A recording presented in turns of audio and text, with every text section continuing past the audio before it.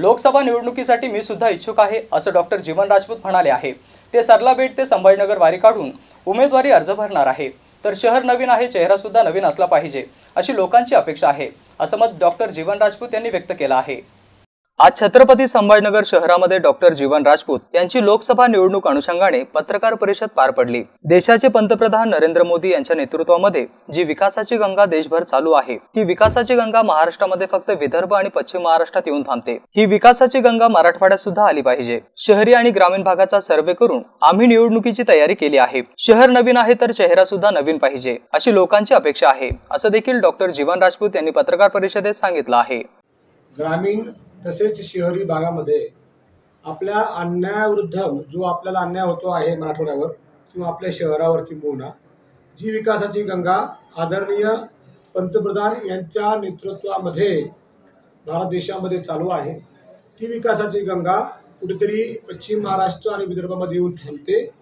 त्या गंगेला आपल्याकडे आणण्यासाठी आपल्याला लढणं हे सर्वांना गरजेचं आहे। या पार्श्वभूमीवर आज आपण इथे प्रेस कॉन्फरन्स घेतली। त्याचा उद्देश असा आहे की जसं प्रत्येक जवळपास 661 ग्रामपंचायत असतील किंवा शहरामध्ये वेगवेगळे भाग असतील, त्या सर्वांशी आपलं चर्चा झाली, बरेच सर्वे झाले।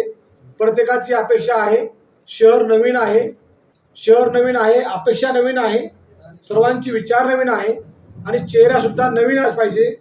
जो चेहरा ग्रामीण शहर या सर्वांचा विचार करणारा पाहिजे, जो चेहरा ह्या प्रश्नांना मांडून आपला हक्क दिल्लीपासून गल्लीपर्यंत आणू शकतो असा पाहिजे।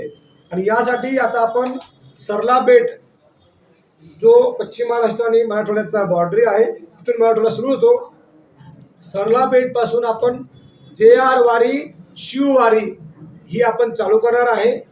त्या वारीचा उद्देश प्रत्येक गावगाड्यामध्ये जाऊन जो रस्ता आहे, जो रोडमॅप आहे, त्यामध्ये जाऊन त्या ठिकाणी छत्रपती शिवाजी महाराजांचे गावगाड्याची कन्सेप्ट काय होती, लोकांचं विकासाची धारणा काय आहे, त्याबद्दलची चर्चा होणार आहे। आणि ती जी काही वारी असेल ती आपल्याला शहरामध्ये इथे येऊन ती फॉर्म भरेपर्यंत चालू राहणार आहे। यामध्ये आपण आपलं सर्व चौथा स्तंभ असेल, प्रत्येक तळागाळाचे आपले व्यक्तिमत्व असतील, जे माझे बांधव ज्यांना आपल्या शहरामध्ये व्यवसाय किंवा कार्य करण्याची क्षमता म्हणजे जागा मिळाली नाही, असे बाहेर राहणारे सुद्धा माझे खूप सारे बंधू आहेत।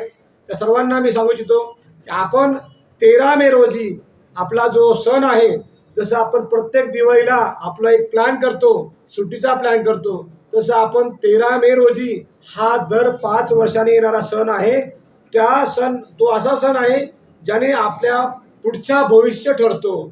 तर तो एक दिवस तुम्ही टाळू नये। त्या एक दिवसाचा 13 मे रोजी सोमवार जरी असला तरी त्याचा आजपासून प्लॅन करून आपण वोटिंग पर्सेंटेज हे वाढवावं, ही माझी नम्रतेची आपल्याला सर्वांना विनंती आहे।